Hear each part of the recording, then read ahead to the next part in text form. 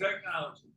All right, we're going to start. First thing we're going to do is we're going to have the governance committee, CRC governance committee meeting. And if you want to follow along, notice your pages are numbered 1 and 2. So we'll do the governance committee first. First thing we have the minutes from March 13th, 2023. Everybody, agreement on the motion and second. Second. All those in favor? Aye. Next thing is the 2024 meeting schedule, which is attached back.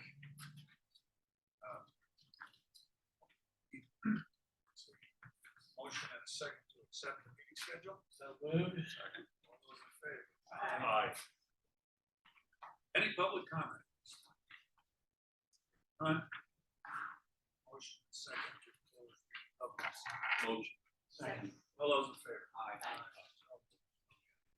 Next, we see topic number 2. We got the CRC meeting agenda. And again, first thing is the draft minutes from August 1st, 2023. Motion and a second to approve. Motion.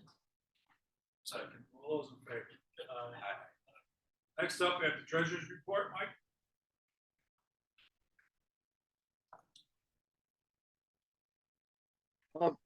Treasurer's report. Yep. Nothing really has changed since the last treasurer's report for the CRC. Okay. So we need a motion to second approve the treasurer's report. All those in favor? Second. Second. Aye. All those in favor? Aye.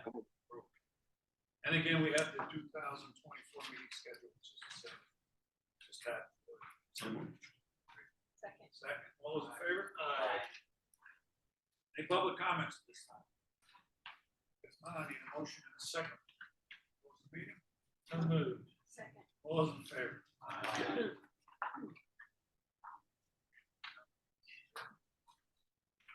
Hold on. We're going to do the IDA meeting. First thing up would be the governance committee agenda. And we have to approve the draft minutes from March 13th, 2023. Motion and second. Second. All those in favor? Aye. And again, the 2024 meeting schedule, which is the same as the CRC meeting schedule. Need a motion and a second to approve. Motion. Second. All those in favor? Aye. Next, we have the administrative director's report. Mike. Good morning. We have not heard any more regarding the housing project in Greenport. We have had a discussion on a restaurant project that I think you're aware of, but we have had no additional activity since our last meeting in connection with that project. I did want to share with you that Jessica has advised us that she's going to be returning to the state. She'll be working with the Office of Community Renewal.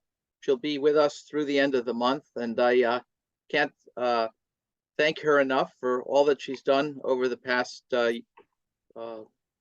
16 months here at CEDC. She has been an invaluable team member, provided incredible leadership, and worked through many projects and initiatives that we would not have been able to have accomplished without her. While we're certainly disappointed that she's leaving, we're excited for her because it's a new position at the Office of Community Renewal, where she will be working on projects across the state. And we're very excited for her personally and professionally. And we want to again thank her and wish her well. Jessica? Thanks, Mike. I think the next thing on the agenda is the revised application and the revised evaluation criteria. Yes. So in your packet, you'll see, sure, maybe let's start with the application first, and then we'll look at the evaluation. Actually, no, I'm sorry, I'm gonna go back and change my mind. Let's do the evaluation first. is, so what I did was I made a couple of additions, which you can see in your packet, which is bolded. It's the one-page one. A couple of suggestions, really just cleaning up some of the language, and then I added some things based on some conversations that you guys have had over the last year or so, looking at the impact, and you'll see here at number 6, it's under section 3, uniform criteria. The number 6 is the addition of the impact of the proposed project on local labor jobs. 7 would be the effects of the proposed project on the environment. And 2, looking at everything within the county and the state, and climate change being such a priority, and looking at that made sense to suggest that you take a look at that when you're evaluating projects. Number 8, demonstration of public support for the proposed project, which naturally happens. You're required to hold a public hearing and take those comments into consideration when you're evaluating projects. And then the last is any additional public benefit that may result as maybe a result of the proposed project. So I kind of put those out there as things to discuss and see if there's anything else you wanted to attach or kind of think about when you're evaluating projects. The reason I changed my mind, I wanted to start with this first, because really then when you take into account, if you're going to edit your evaluation criteria, you need to naturally update your application to reflect those changes in your evaluation. I don't know if there's any discussion if anyone wanted to have. Quickly on the environment, what is the criteria for that? Is that just kind of a loosey-goosey thing? So now that's perfect. So in the application, I added a suggestion, which now will take me a second to find, which actually gives them an opportunity to tell you what their project is, how it's related to the impact to the environment.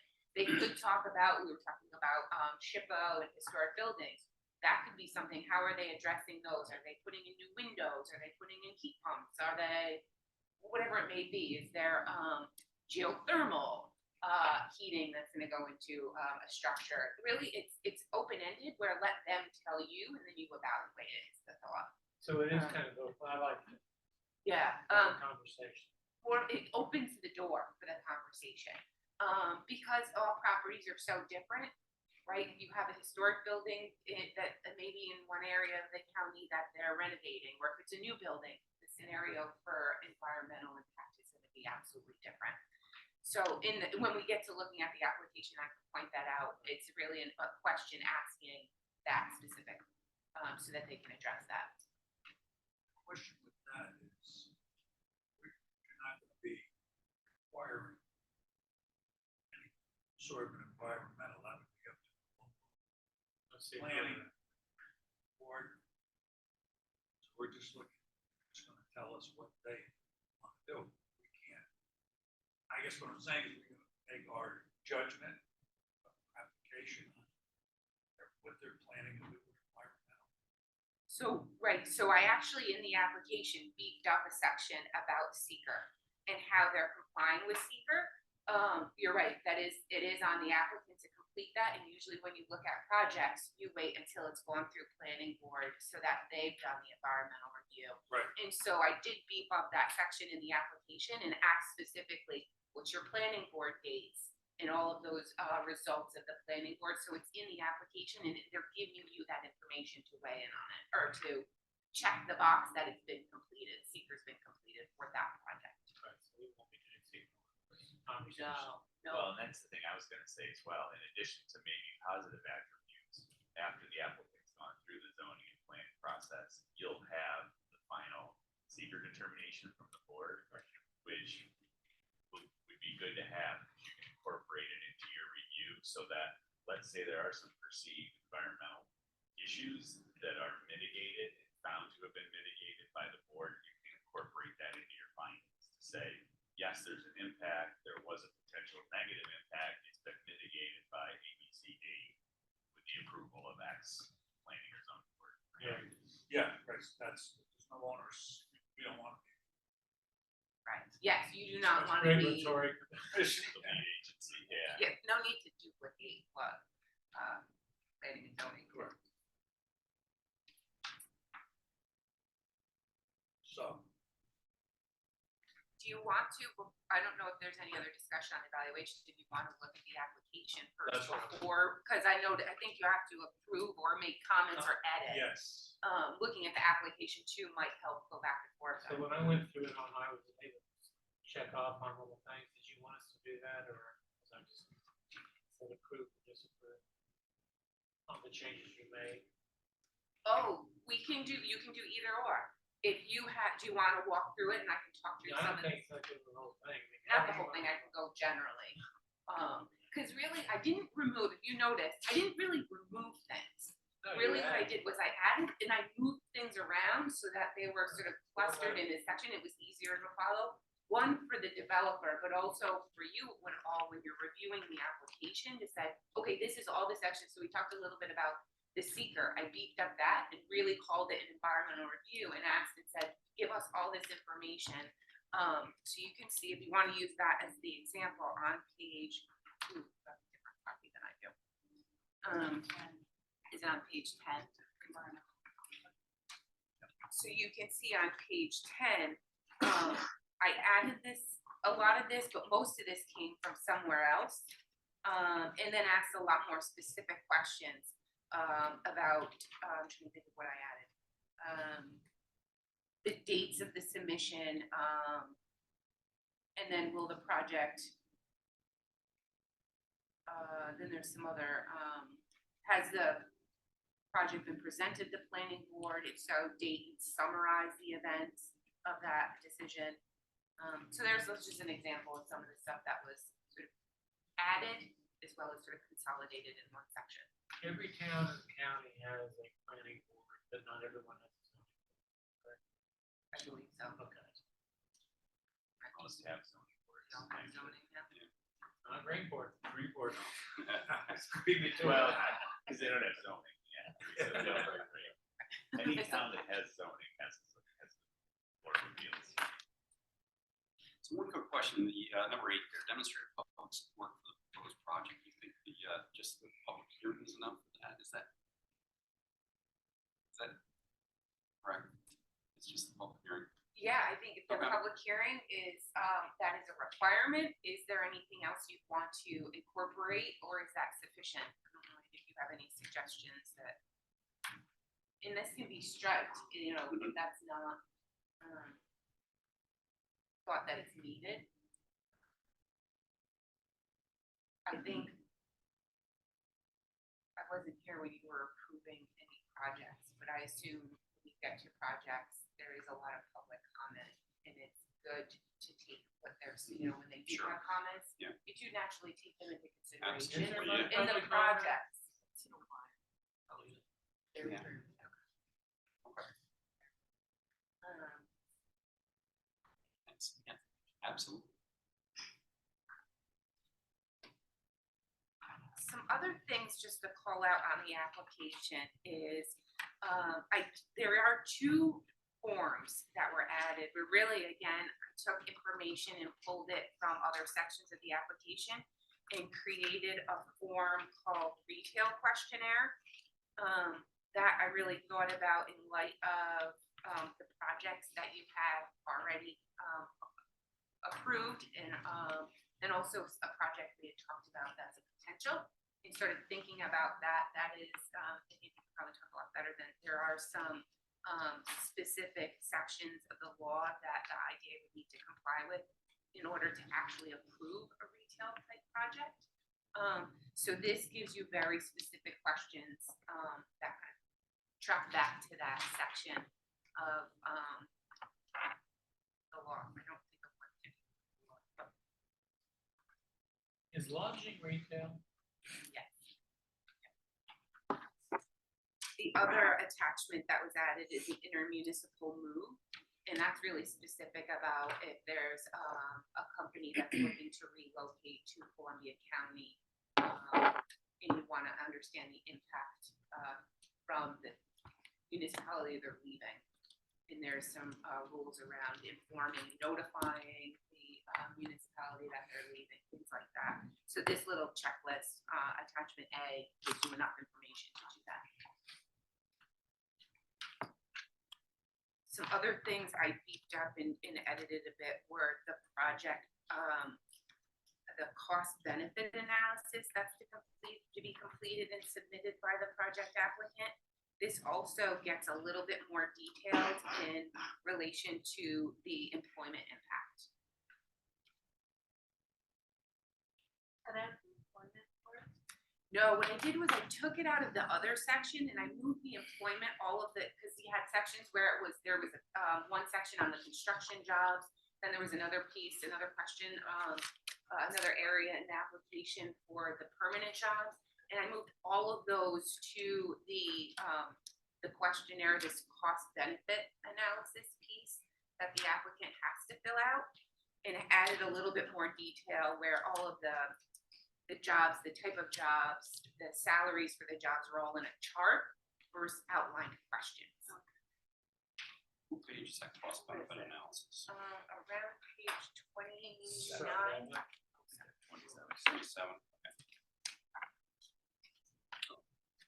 Yeah, right on the bottom. The jobs one's on 29, projected employment impact. Yep. I pulled all those pieces together, anything related to job, temporary or permanent. And those are things that, when you're looking at a project, you have to do a cost benefit analysis. And so it made it easier to say, put all that data related to jobs in one section, so that you can evaluate that.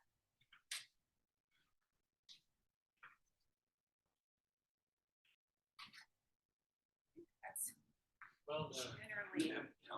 cleanup. Like I said, and there was nothing that I really removed at all and said and struck it and didn't put it back in. It was just moving things around, so it's deceiving when you see it on the chart changes. You get you for another year? Or a month, what is? A month. Now you know what I was talking about. So, if there's no other questions on that, we have to the motion second, accept the draft revised application. Don't move. Second. All those in favor? Aye. And then we have to also have a motion second. To draft revised evaluation criteria. So moved. Second. All those in favor? Aye. Accepted. Also, we have the policy expecting uniform criteria for the evaluation of projects discussion.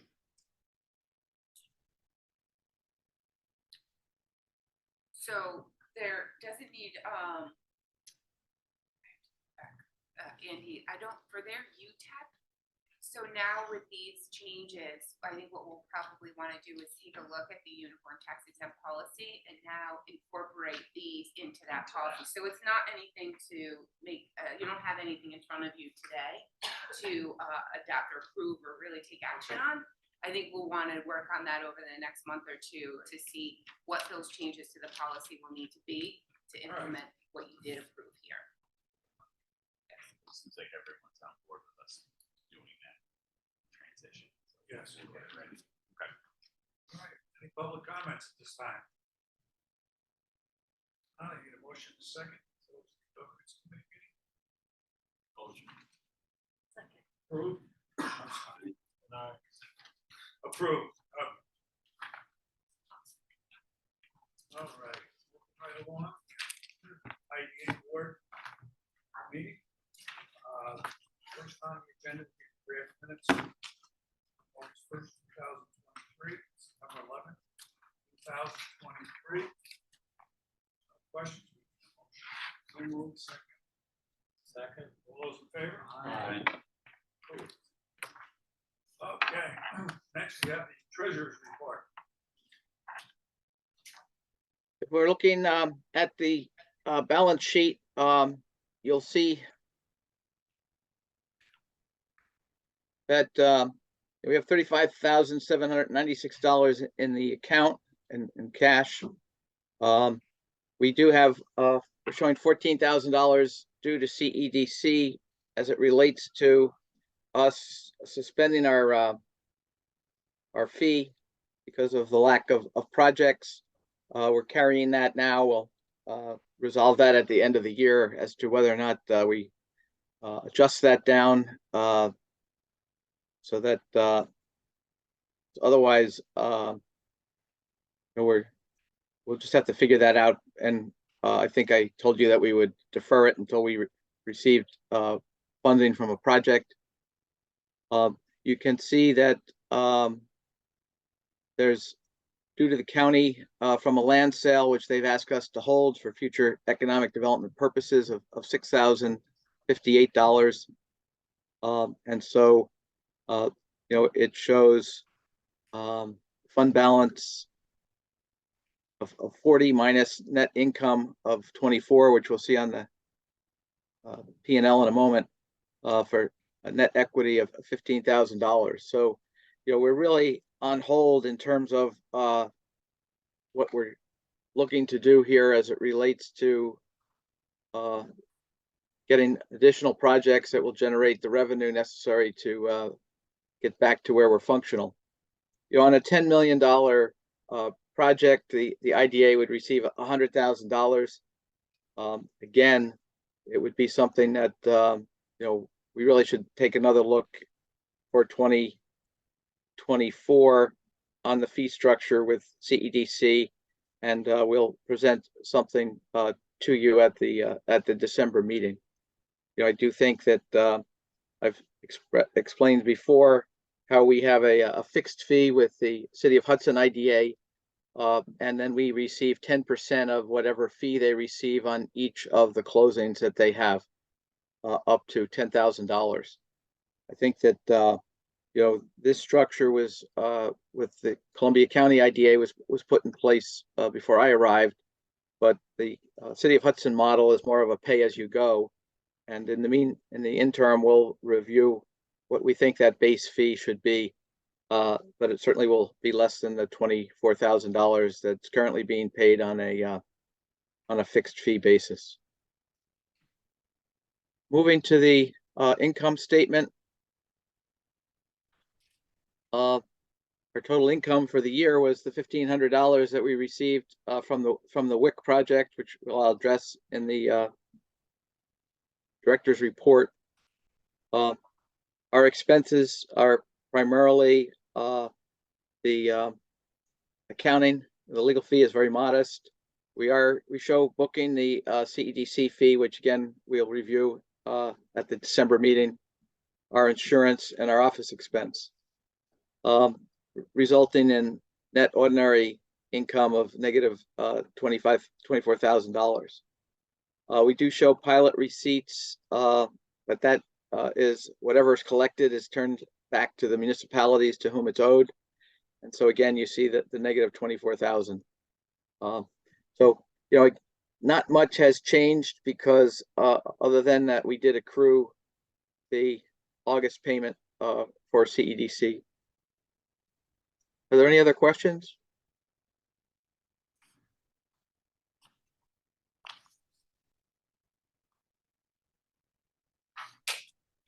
If not, that concludes my report, Mr. Chairman. Thanks. Other questions on the treasurer's report? Motion second. Report. All those in favor? Aye. Next, we have 2024 meeting schedule, which is the same as the CRC. Motion second. All those in favor? Aye. Next, we got the administrative director's report. Mike? Yes. Again,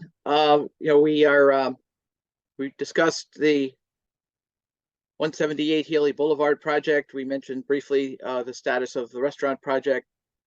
You'll recall that we had a special meeting earlier this month in connection with the sale of the WIC Hotel. The action by the agency in a very timely fashion, resulted in the purchaser going forward by having his deposit go hard on the due diligence. They are in the process of scheduling a closing which is dependent on some approvals from Marriott, which they don't feel will be hard to. They don't feel there'll be an issue getting them. It's just the process of going through Marriott's submission and review and approval process. So, we think that they were the developer and the seller were very grateful to the IDA for your taking time earlier this month to hold a special meeting. Again, go ahead. Has the Hudson IDA approved sale? Yes, we approved. We approved a resolution to allow the assignment of the IDA benefit contracts and financing documents from the current owner to the prospective purchaser. And if it's not sold to that purchaser, and there's another deal that transpires afterwards, they'd have to come back to the IDA for further approvals. But yes, with Hudson IDA doesn't have to approve it? no, the Hudson IDA, the city of Hudson IDA and the county IDA have overlapping jurisdiction. And the city of Hudson IDA initially had asked the county IDA to undertake this deal. In discussing informally with the city IDA, it really didn't make sense because it's not a new project, it's not new money. I think the understanding was that if the developer, came in to put on an additional 20 rooms or this deal, the remaining 4 years on this deal had expired, that we would request that the city IDA handle it. But it's very difficult in midstream. It would involve tremendous legal fees for both the seller and the buyer, as well as no change in what the developer would otherwise receive.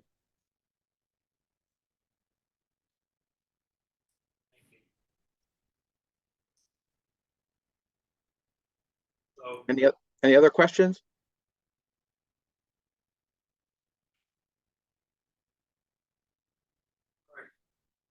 Thank you. sorry, Mike. Now we have the, again, draft revised application, draft revised evaluation criteria. We have to go on that again. I should know. Let's start.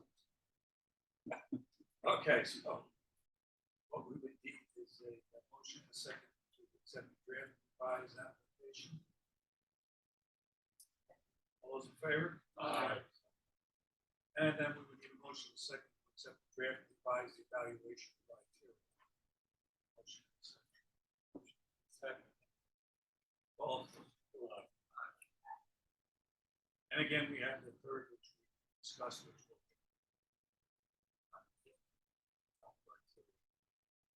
And project updates, Mike just did that. I think I've covered most of them. I shouldn't have done it out of order, but if you have any questions, I'd be happy to answer them, or you have any other information you'd like to be happy to respond. My question on the Healy Boulevard,